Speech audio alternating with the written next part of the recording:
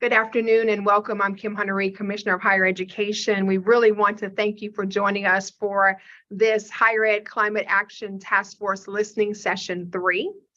With Higher Ed Climate Action, the work we are doing is really to develop an action plan to support the higher education sector in moving toward climate action. That is not just for institutional leaders, but really also for us to think about climate literacy across curriculum for students, whether they're undergrad, research, or in professional schools.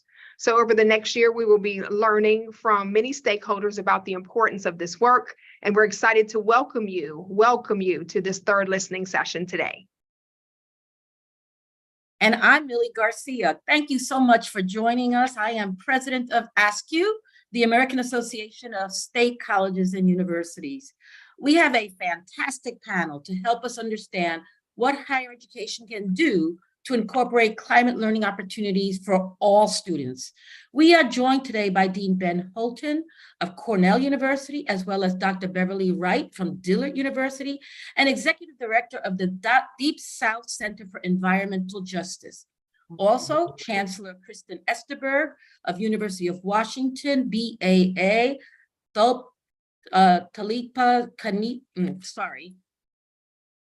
Kanika Malani, a medical student at Brown University. We will hear from each panelist first, and then the task force will be able to ask questions. Thank you, Millie, and thank you to the entire task force for joining us and to the audience for watching online as well.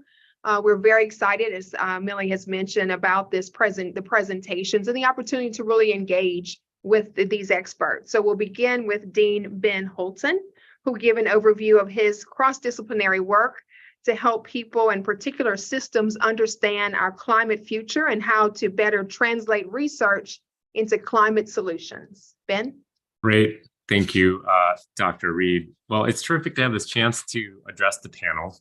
And before I get into the three main points I'd like to bring across, and then obviously we can engage in conversation on, I did want to talk a little bit about where I see us at. I am a climate scientist, and it's now not just in the scientific literature, it's jumping out from our TV sets. Climate is changing. It's bad. It's getting worse. We know why. And of course, we can solve it. So we are seeing three elements of the climate system that are coming into historic phase in the form of record-breaking global temperatures, ocean temperatures, and the loss of sea ice. These are all records that are currently unfolding right before our very eyes. And this means that the self-reinforcing conditions of the planet that are incredibly destabilizing to food production, human health, justice, equity, the planet's life support systems, natural ecosystems, and the economy are in high octane mode. So this is an incredibly urgent time. What used to be a floor is becoming a ceiling, and what is a ceiling is becoming a floor, and these changes are happening incredibly rapidly. And so I want to touch about the fact that I do think we can solve this challenge, but it will not be easy. It won't happen through incremental change. It will require a new understanding of the role of universities in collaboration with governments, communities, and the private sector to take on the major challenges around us. So where can university research and innovation translate benefits for society? I want to stress 3 points. First, transdisciplinary. This is more critical than ever. Now, transdisciplinary is not a new model, but is one that is focused on co-creation and through models of engagement externally and leveraging the power of academic enterprise. And I think that it needs to focus not just on mitigation, which a lot of conversation has focused on, but it has to start infusing adaptation, equity, and resilience into the way in which we are engaging in translational research. So transdisciplinary is number 1. 2, we need new structures and incentives through which collaboration engages and leverages the power of social science and human behavior to build design thinking into our programs. So I don't believe this challenge will be solved from the bottom up, and I don't believe this challenge will be solved from the top down. But where those two meet through design thinking is where we will start to see innovative new solutions to the climate challenge, which push on the edges of where academia currently is, and we do need to become much more adaptable and flexible. And then finally, education for impact, and I'll talk briefly about the power of entrepreneurship, innovation, and making sure that we're cross-training students through our curriculum. So when it comes to transdisciplinary, it can sound like a buzzword, and I want to get very specific about what I mean there. Transdisciplinary is bringing disciplines together. It's working across disciplines, and most importantly, you're inviting the community of interest into the research before the research even happens. We need to think about demonstration scale research that brings in government, industry, communities, whoever the target audience is, into the design of the research itself. And I think if we do this, we will see that we are really leveraging something that universities already do, but maybe not in a way that is bringing about maximum benefits for the kind of transformation that we need. Now, what's a key barrier here? Well, we need to continue to think as leaders about tenure, promotion, and the incentive structures so that we can allow for this kind of research to really take flight. Second, I want to talk a little bit about some of the transformational structures. I mentioned new incentives and design thinking. It's okay to build a new department, a new bureaucracy, a new school. Some institutions are well positioned to do that. I really believe that project-based big thinking, building collaborative models that are a little different, a little more ethereal, maybe in some ways a little administratively intractable, are going to be critical to being nimble in solving the climate challenge. One thing that I've worked on in my past at the University of California, Davis, and now at Cornell are these initiatives. At Cornell, we're calling it the 2030 Project, bringing all the schools and colleges together, not to create a new school, but to engage in impact-based projects across all the disciplines through the model of co-creation and transdisciplinary scholarship. What do you need to do this? Well, you need to engage the audience. You need to prototype.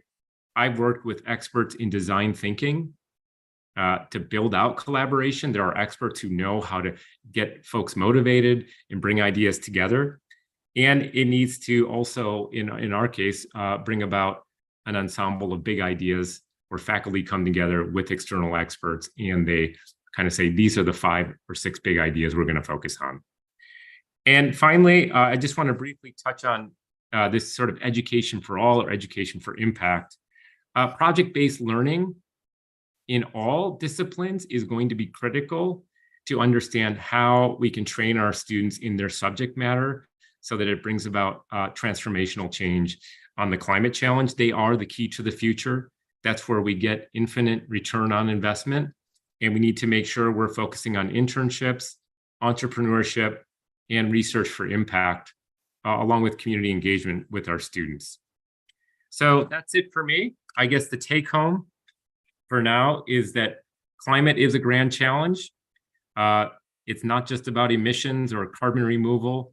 It may involve solar radiation management. We have to think about justice, equity, resilience, and society.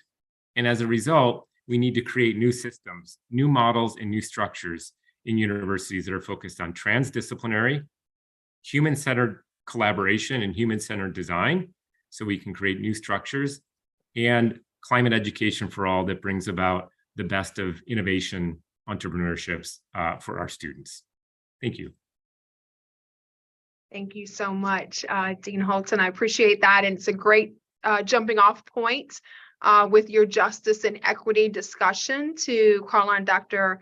Beverly Wright, who will share her work to develop scholarship in climate change and environmental justice, the link to career pathways, and her efforts to increase the participation of our HBCU students and faculty in climate change fields. Dr. Wright, welcome. I think you're on mute.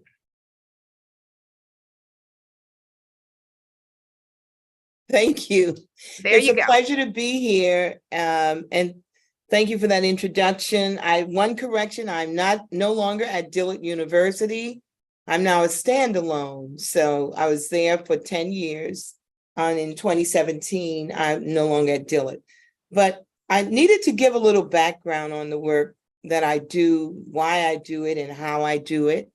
So as a graduate student at the State University of New York at Buffalo, I became actually aware of the possible neglect of the federal government in establishing laws, regulations, and enforcements that truly were protective of our health, specifically environmental pollution from industrial facilities. Secondly, I began to recognize that our educational institutions were clearly not designed to teach, train, or recognize the gaps in our environmental laws and regulations that would allow Cancer Alley, for example, to become a reality in Louisiana. Thirdly, I recognize the enormous resources at institutions that could be used to influence policy change and assist communities. And fourthly, I recognize that educational institutions were not equipped to work directly with communities in an ethical manner that resulted in benefits accruing back to those communities.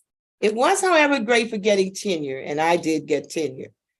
Having developed a sensitivity to community needs from growing up in Cancer Alley and as a graduate student working on the Love Canal project in Niagara Falls, New York, which was the first case of industrial poisoning of a community, I founded the Deep South Center for Environmental Justice in 1992 at Xavier University, along with others.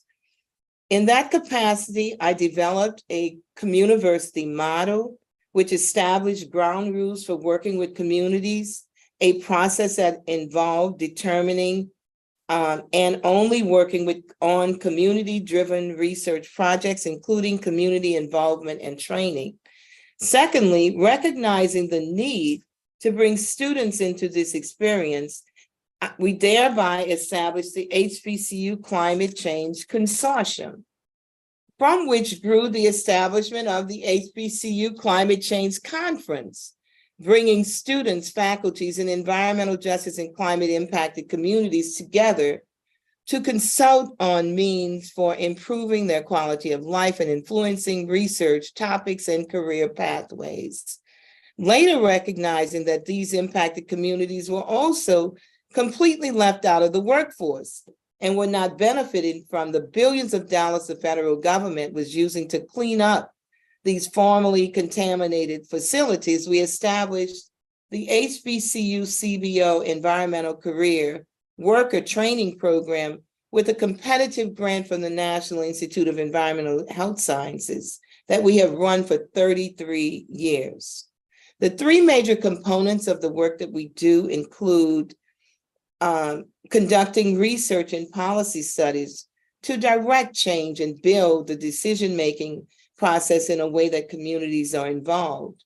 We train and we educate communities to have voice in the decision-making process to better protect them from what we call environmental and climate justice types of insults. And we develop curricula and train students and what we call our Generation Next to become the next generation of climate researchers and advocates. In my 7th grade civics class, I remember being taught that democracy requires an educated populace. If you remember anything that I say today, please remember that society will require an environmentally educated populace to sustain our lifestyle and save the planet.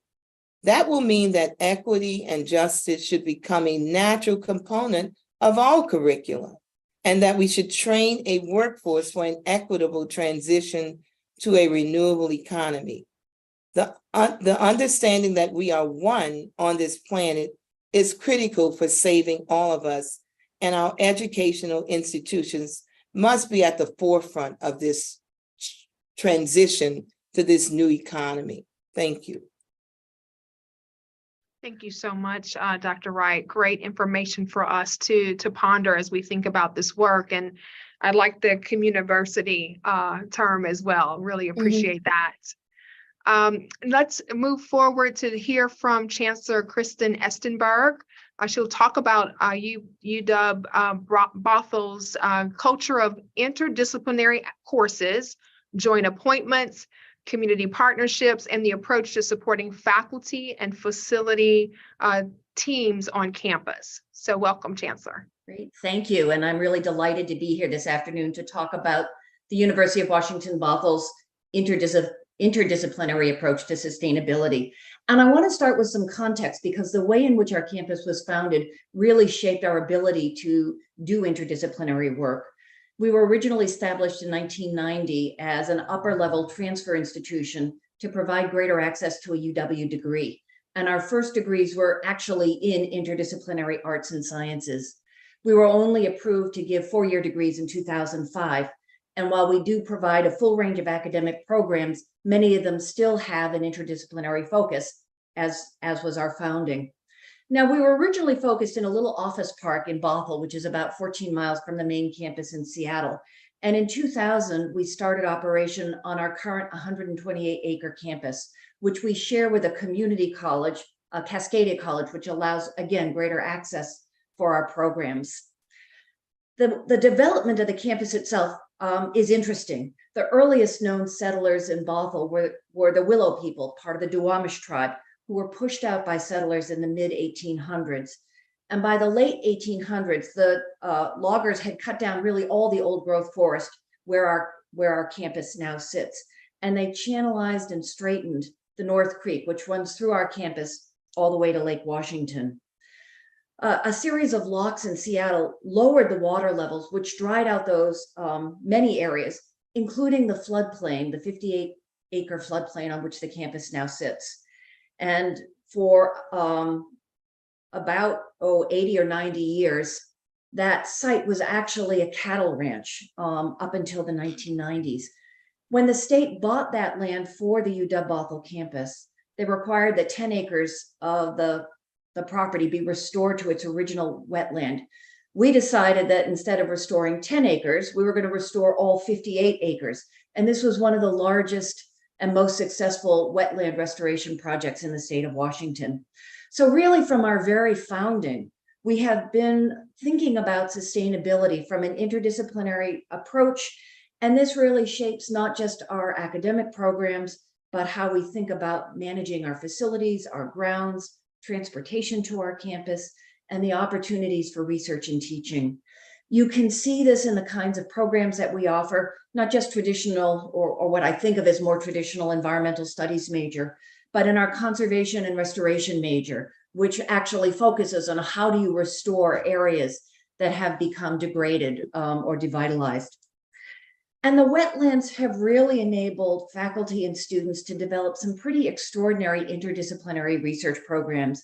And whether it's the discovery of kokanee salmon on our campus, which was thought to be extinct, whether it's research on the 15,000 crows that roost on our campus every night in winter, whether it's work on wetland quality or eco-anxiety and climate grief, our setting enables faculty and students, and we serve a predominantly undergraduate student population, to do this kind of work in a really extraordinary setting.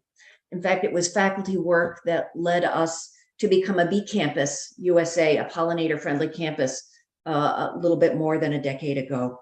So I want to just say a few words about how presidential or chancellorial leadership can help campuses sustain their sustainability efforts. And I want to highlight one example, the Environmental Education and Research Center, which is a partnership between UW Bothell, the Washington State Park System.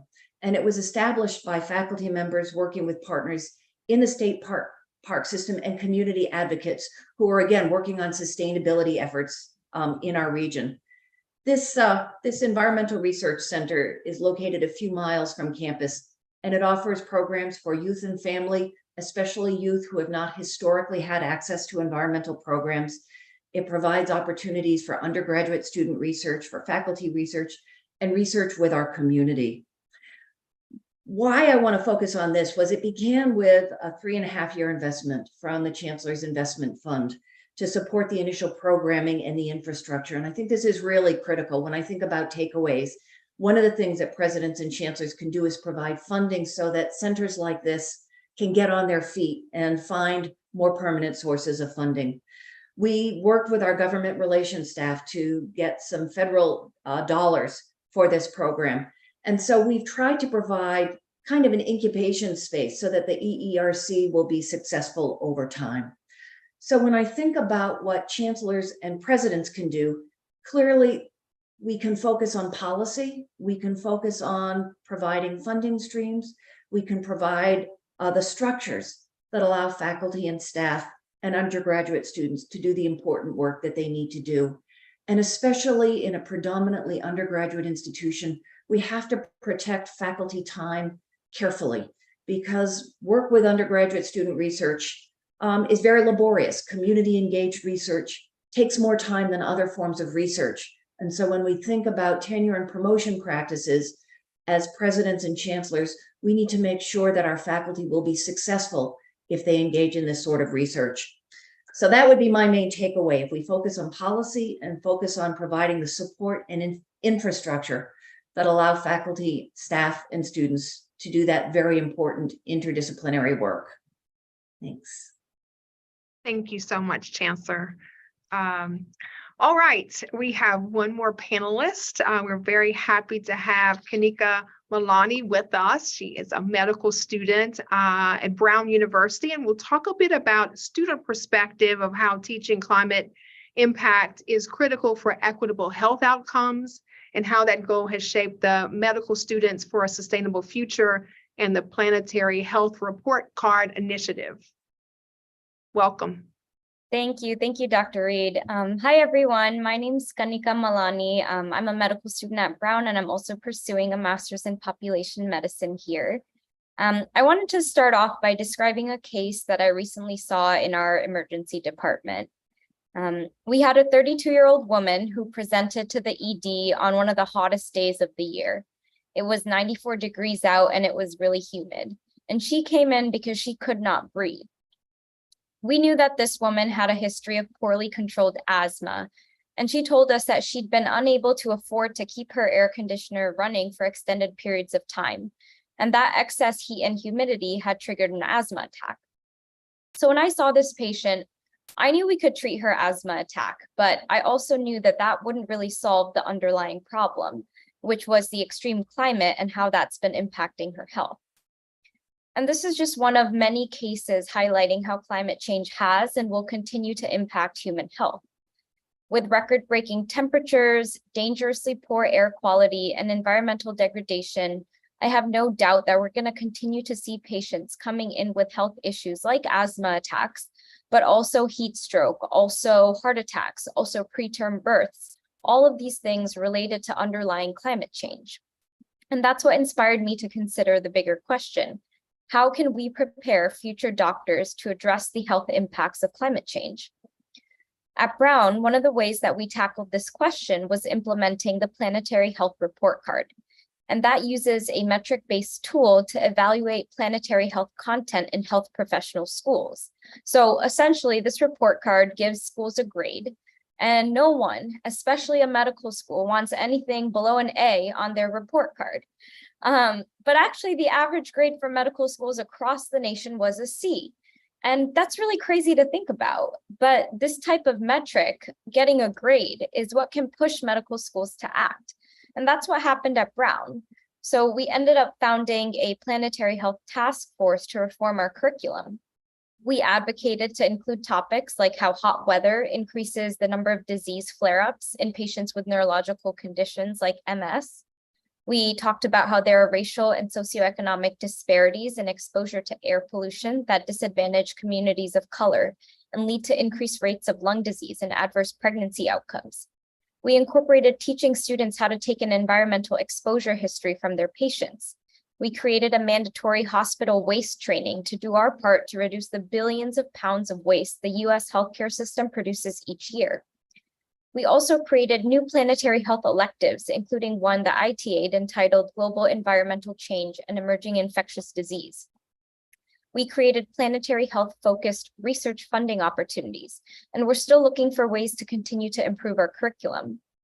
Outside of Brown, I'm also co-chair for the Curriculum Committee of Med Students for a Sustainable Future, which is a global organization that's dedicated to uniting med students invested in the health of our planet and our patients. Through this, I'm working on creating systemic change in medical climate education in a number of ways. Currently, we're working on providing students across the globe with resources to reform their curricula. We're working on research to figure out exactly where in the curricular development process institutions are facing challenges and identifying exactly what these challenges are. We're working on increasing community engagement and planetary health advocacy within medical curriculum. So to go back to my initial big question, I've spoken a lot about how we can prepare future doctors to address the health impacts of climate change. But in a broader sense, it's not just doctors who need to be educated on this topic. It's college students, it's companies, it's our workforce. Everyone needs to have a thorough understanding of climate and how it's affecting us in our world. So in terms of takeaways, I urge you to recognize the wide-ranging and multifaceted ways that climate impacts your students, your organizations, your missions, and your communities. I'd like you to enact change by creating your own climate task forces to critically analyze where your organizations can improve and what solutions can be implemented. I urge you to empower your professors to incorporate climate into their curriculum and research, encourage your students to involve themselves in their local communities and advocate for climate conscious policies, and reform your organizational structure so that all these changes are well supported. Thank you. Thank you very much. Okay, so we've had some fantastic presentations. Really appreciate all of the experts. I'll start with a question and then turn it over to Millie as our co-chair. Each of you mentioned system change. Chancellor Esterberg mentioned that they, I think, have the sort of benefit or upper hand of being created in a way that has interdisciplinary education at the heart of the work. And I hear so many people say collaboration is not a natural act for us in higher education.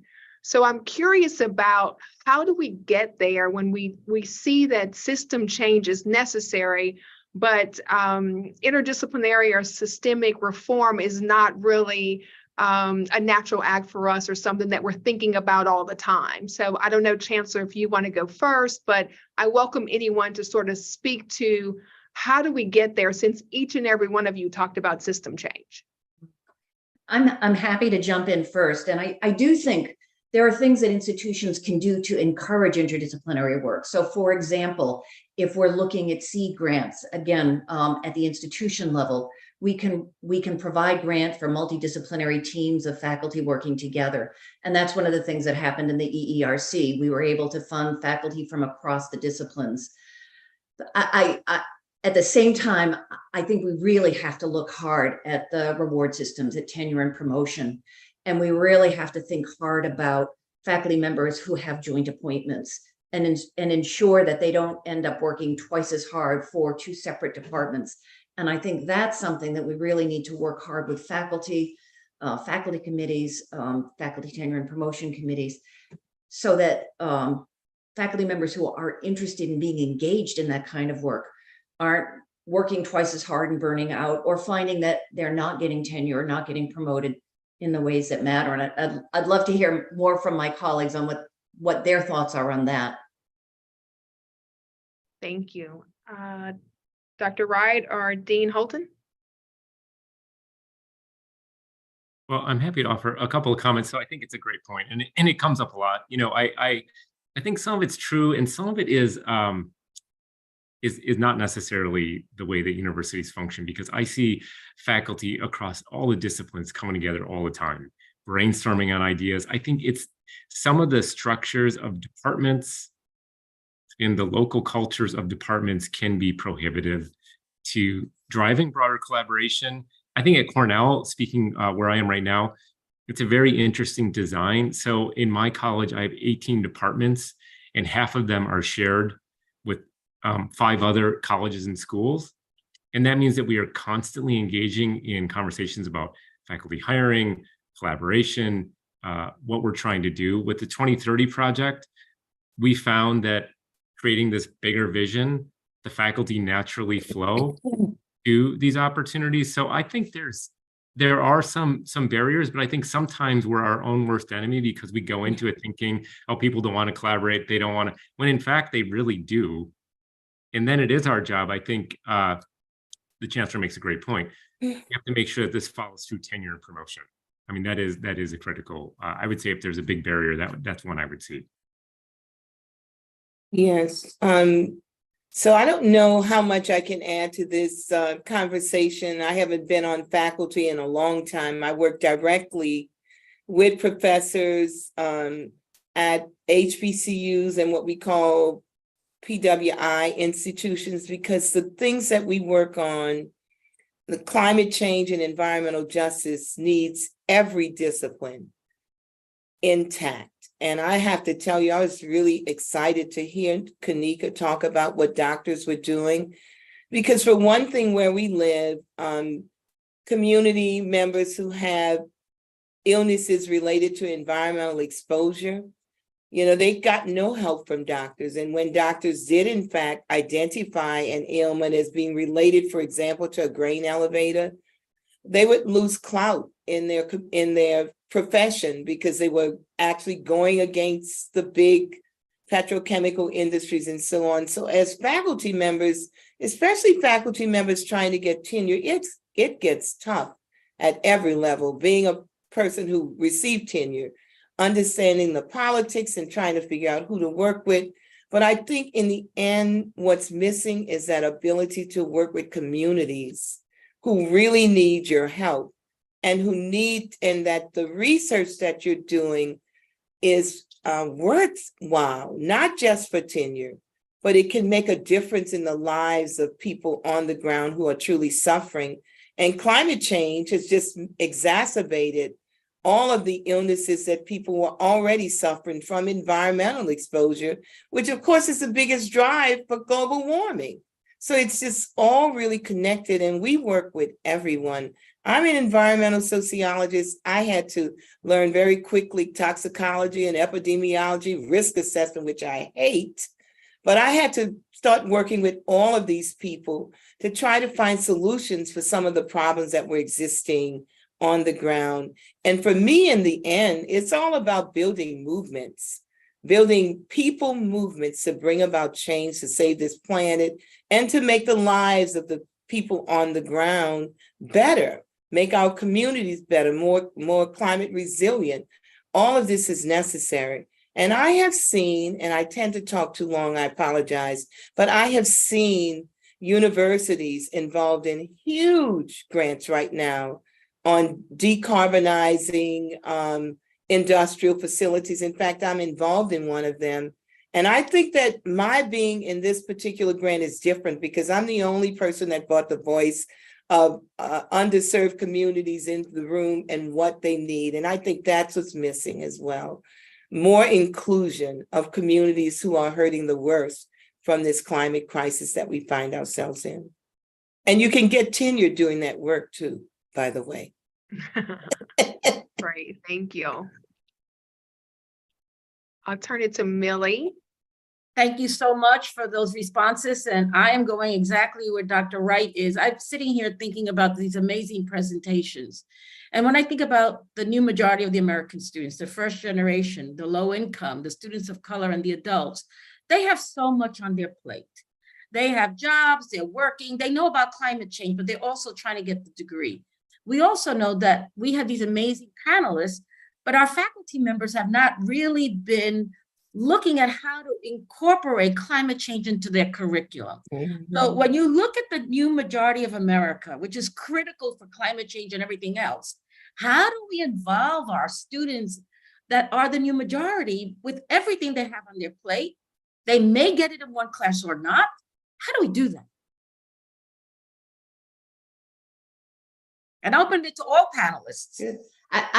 I would love to start, Dr. Garcia, because you know my institution. We serve over 40% of our students are the first in their families to go to college, where about a third of our student population is Pell eligible.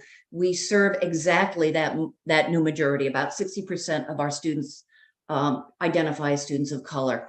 And so if we are putting sustainability concepts throughout our curriculum in our early years, and if we're asking students to use our campus as a laboratory, we're providing just that for that new generation of students. So I couldn't be prouder of the work that the University of Washington Bothell does in trying to serve a low-income first-gen student population and to try and make climate change and education about climate change real. The other thing that's really important for low-income students is to make sure that that work is embedded in the coursework, that it's not an extra thing that they have to do on top of their coursework, because we know our students work full-time, they support families, they don't have the luxury of going to school full-time and taking unpaid internships. And so the more that we can weave those undergraduate research projects or those internship opportunities right into the coursework, the more likely our low-income students are to be able to take advantage of it. So thank you very much for that question, Dr. Garcia. Anyone else? Yes, I'd love to hop in next, more from a student perspective and also more based on what we've done in the medical school. I think what's really important is two different things. One, it's important that these aspects of climate are, like we've already talked about, embedded throughout the curriculum. I feel like sometimes people tend to see climate as its own thing, but that's not true. It's a part of medicine, it's a part of biology, it's a part of earth science, it's a part of law, it's a part of policy. It's everywhere. And so students shouldn't have to pick certain classes because they address climate. All classes should have some role in addressing climate and how it relates to that particular field. I think that's one important aspect. And the other important thing is that students are busy with classes, with work, with everything else that they're doing. And so I think research is a big part of student life. And I think this type of research should be paid. Students should have the opportunity to participate in this research, be paid to look into these topics that interest them, and that way that they can support themselves as well. It's not something that you're just adding on and now you're juggling even more. They should really be able to have the resources and time to dedicate themselves to this field and to these specific ideas. Thank you. Yes, I would like to add something, and that is that I'm really happy to hear the Chancellor's remarks about the University in Washington. It's good to hear that. I've worked at predominantly white institutions first half of my career, and at HBCUs the second half. And our HBCUs are about 90% first-time college graduates in their family. And they are almost 90% on Pell Grants. So, you know, we're Washington twice over in terms of what the needs are. And at the Deep South Center, for example, we have lots of work for students working directly in communities, you know, working with communities at all levels, but we never have the monies to pay for internships. That stifles our kids because they really cannot afford not to work. They need to work. And you saw what just happened with the loans. So, you know, we're all in a tizzy about all of this. But I also think that HBCU faculty members who teach 5 preparations and, you know, mostly undergraduate schools, and, you know, that's different from a graduate university. There needs to be more partnerships with predominantly white universities that are better resourced.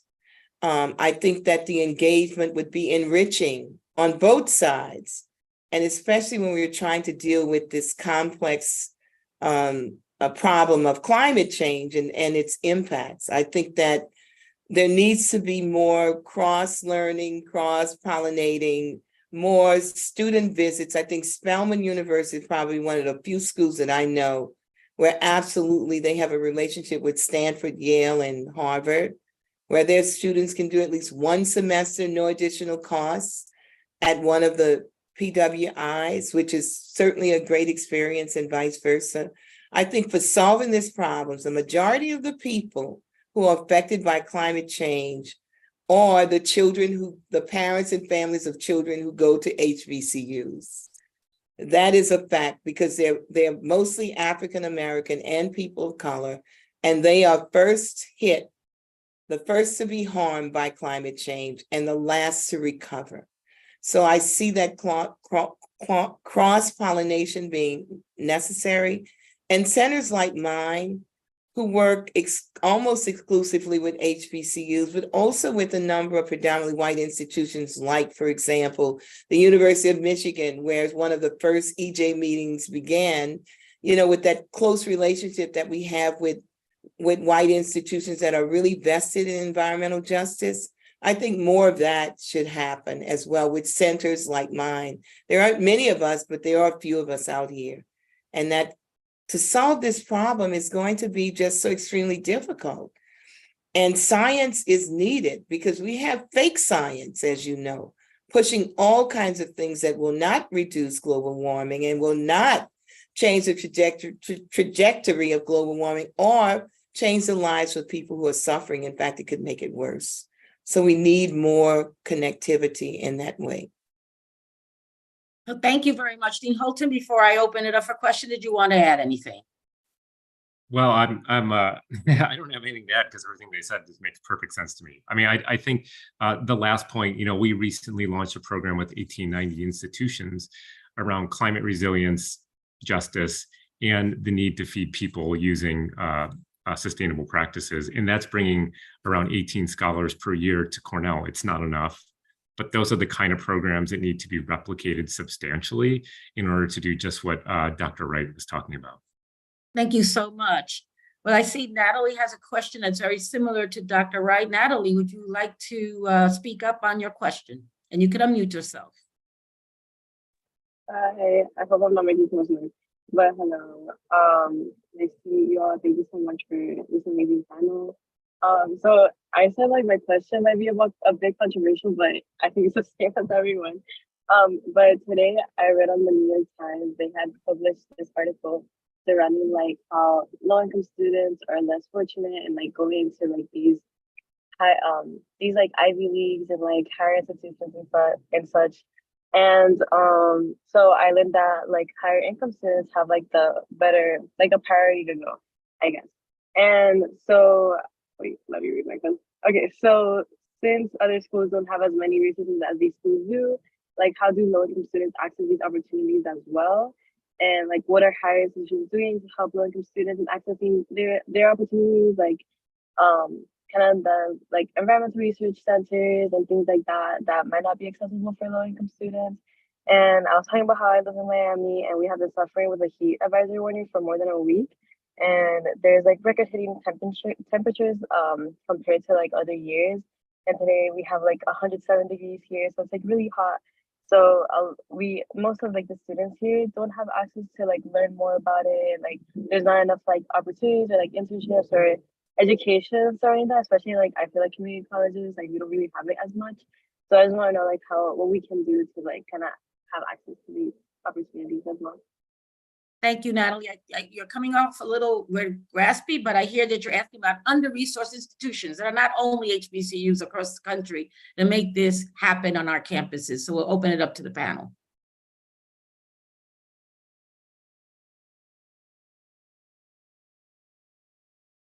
Hello?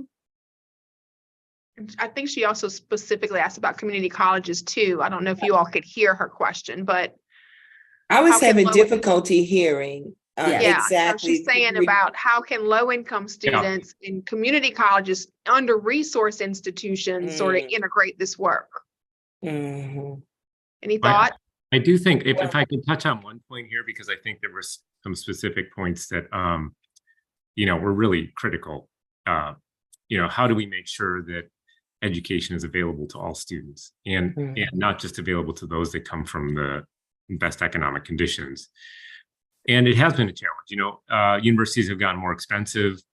So especially she mentioned Ivy League institutions, and I think Ivy League institutions have an obligation to really consider how to make sure that their education is available to all. So one thing in my college, where we're an admitting college, Cornell is structured such that colleges admit students.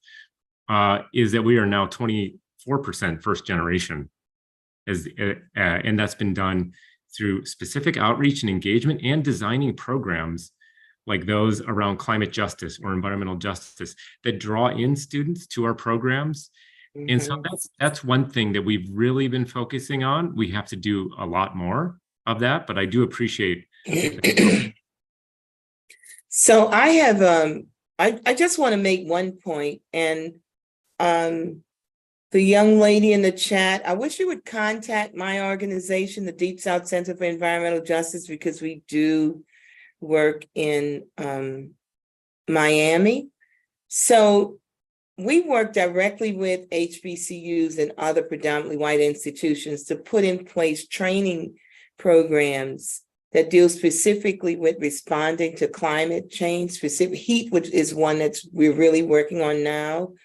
Working directly with a grant from the National Institute of Environmental Health Sciences, their worker training component. We have technical trainers on staff, and they actually go into communities, work with community-based organizations, teaching heat stress, teaching how to respond in disasters, how to doff and don equipment. So we do all of that directly with communities. And the people doing the training come from universities. So it's our HBCU faculty members who are faculty mentors in this program.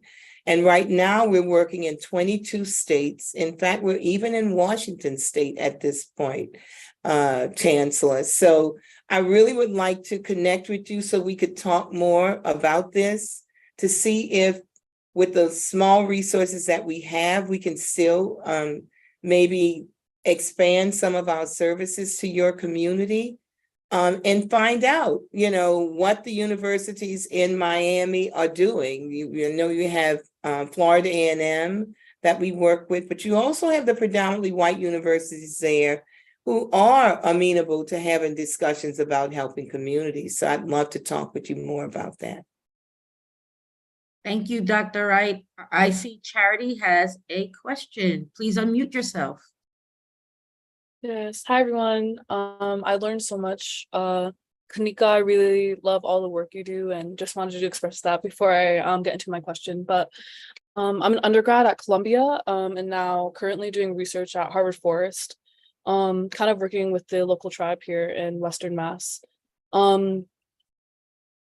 I realize that this question might be only maybe for the dean and the chancellor, but I'm just really concerned about disinvesting from the fossil fuel industry, with the colleges that the both of you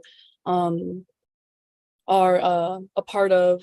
And I actually got to visit Cornell this past weekend. Ithaca is very beautiful. I think it has some of the most beautiful ecology compared to Columbia. But how does the college support student-led climate initiatives and clubs that advocate for sustainable practices on campus and in the community?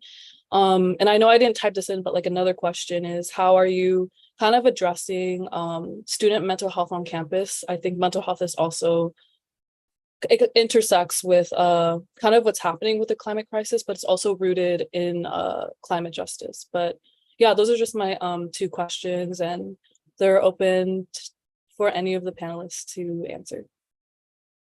Let me touch on, so thanks for visiting Cornell. And yeah, it's a beautiful place. So on the divestment question, Cornell put out a moratorium on new private investments in anything related to fossil fuels in 2020.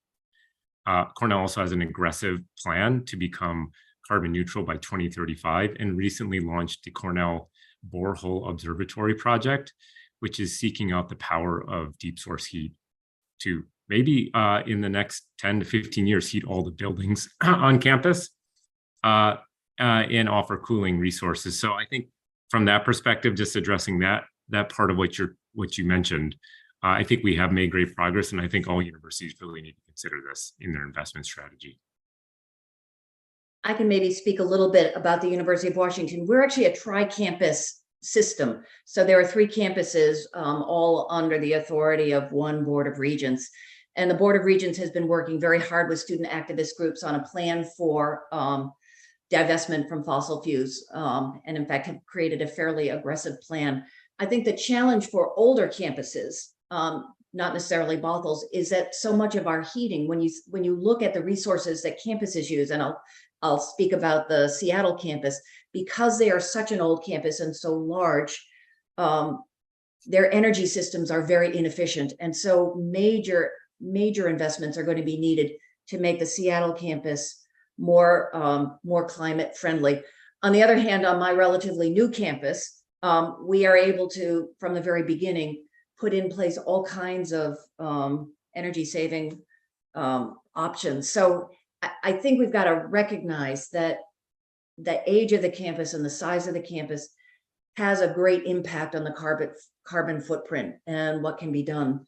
But I will say that we've got very wonderfully activist student organizations in the tri-campus, University of Washington, and our Board of Regents and campus leadership really works hard to try and, again, make sure that our carbon footprint is as small as possible, given the unique, given the 3 unique campuses that we have and the age and structures of our campuses. Thank you, Chancellor Esterberg. Let me ask Kanika about student-led initiatives, and how did you get Brown to respond to all those student-led initiatives? And what are the other efforts that can happen on our campus through campus leaders? And I'll ask that to all the panelists. Sure, yeah. I think, one of the taking off points was having some sort of metric to assess how a school is doing. I think it's pretty specific, and when you separate it out by domains in terms of how are you doing in research, how are you doing in community engagement, how are you doing in curriculum, you can really pinpoint exactly where you're lacking and where you can improve. So once we had that metric and we could definitively say, hey, like, compared to all of these other schools, we're not doing great in this area. We need to be doing better in this. How can we do this? I think posing that initial question was sort of like a primer, I would say, to get the school involved. A lot of what we've been doing has been largely student-led. I think the other thing that helps with Brown is that idea of collaboration, because we can't do this all ourselves. We need administration, we need students. Really, we need to identify all the stakeholders there are. So that includes community members. It includes, for us, the public health school, the medical school, the administration, doctors working in our community. So once we gathered enough of those people who had these similar interests, we were able to create plans that addressed our climate needs at multiple levels. So I think that sort of collaboration was really useful. Following that, identifying people with expertise in their fields that can help guide you, and also drawing from other universities, other schools, examples of what's been done, that is useful to see how we can incorporate something similar to our school. And so I think, if I could just reiterate one thing, it all starts with creating some sort of task force so that you have a group of people and effectively address the problems. Any other panelists want to address the student-led and how do you get the administration to listen? Dr. Garcia, I might just note that I do have a Chancellor's Advisory Committee on Environmental Sustainability, and students are an important part of that group. And when we look at any major task force, at least on my campus, we make sure that students are involved as best they can, given that they are very busy, that they are working. We try and always make sure that they are formally part of the work that we're doing on campus. Yeah, I'd like to add that at the Deep South Center, we have 2 pretty significant grants from the National Academy of Sciences, working directly with high school students and then students at HBCUs, with faculty at HBCU campuses. There are 5 in 5 states. And we don't have a lot of problems getting permission to work when there's money. So, if you go to a campus and you have a grant that's going to pay time for faculty, or even their summer salary, because faculty members during the summer, they can do that extra work. So we've not had a whole lot of problems. It has been mostly resourcing. That seems to be the biggest problem. And then sometimes the way some schools are set up to buy out a person's time. At some schools, it can be very expensive. At others, they just want you to buy out a replacement, but all of that depends. So our initiatives of working with HBCUs in particular, with faculty members, with initiatives led by students, like some of the storytelling stuff that we're doing where they're working directly with community members or establishing something on campus, looking at their footprint or whatever it was. As long as we went with a grant that had money, we did not get any pushback. So resourcing, I think, is a big part of it. Thank you. So as we continue this conversation, professional development for faculty and staff. I know that money from grants is important, but what are the other ways that we can make sure that it's not only the faculty, because students are also involved outside of the classroom with staff? How do we get them involved in addition to faculty with professional development? Any one of the panelists? You know, I think there it's just important to make sure that staff have release time to do that work. And from a dean or a chancellor or a president's perspective, to make sure that we value that and we provide resources for staff as much as for faculty. And that's a very important point, Chancellor, because staff usually does not get the release time, but thank you for that. Dean Holton? Yeah, so one thing that I did when I launched a new strategic vision for the college, which is our roadmap to 2050, and we identified 5 verticals, one of which was holistic climate solutions, is that we had staff and faculty and students on the strategic planning process. And in fact, we enlisted 700 members of the college community in prototyping out this future vision, with students implanted in our 6 sort of specific areas, which would be diversity and inclusion, research and innovation, cooperative extension, because that runs through our programs, communication, and faculty hiring initiatives. We had students in each one of those. We had staff in each one. And I think that's the way you have to build these out. They have to be done intentionally through design, so that the staff see themselves in the outcome of the vision you're trying to create. And then you do empower them with resources so that they say, hey, this is us too. I think the separation of the two only gives rise to acrimony, and it oftentimes makes you, it's a suboptimal situation when you're trying to solve something like climate change. Thank you so very, very much. I think we're coming to the close of our session. Is there any other question before we move on? If not, let's say that we are at time of this program. I want to begin by saying thank you to each of the panelists.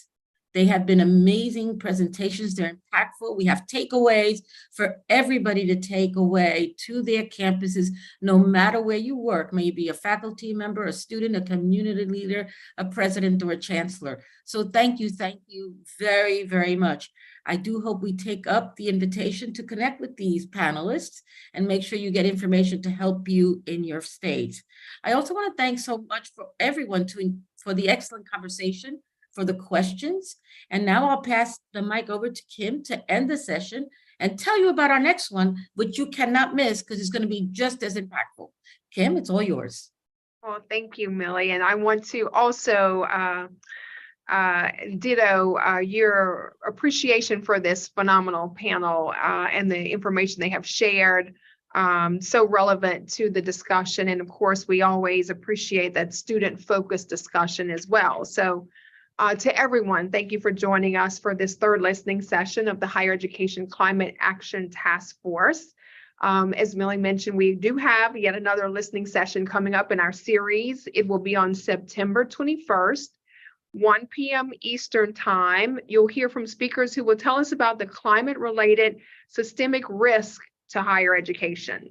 So we want you to register and join us for that discussion. And with that, this session is now concluded. Thanks again.